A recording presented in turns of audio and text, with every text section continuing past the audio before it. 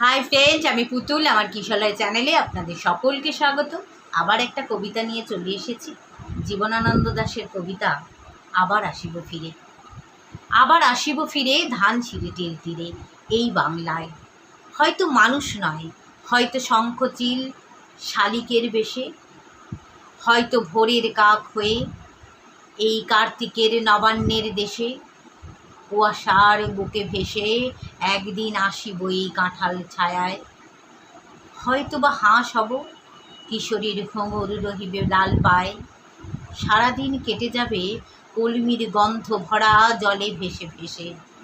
আবার আসিব আমি বাংলা নদীর মাঠ ক্ষেত ভালোবেসে, জলঙ্গির ঢেউয়ে ভেজা বাংলার এই সবুজ করুণ ডাঙায়।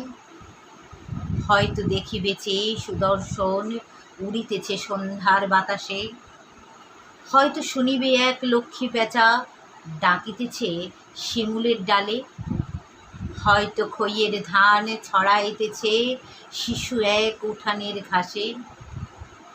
রূপসার ঘোলা জলে হয়তো কিশোর এক সাদা ছেঁড়া পালে ডিঙা বায়।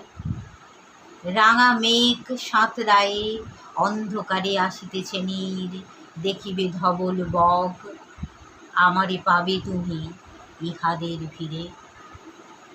ভালো থাকবেন সবাই।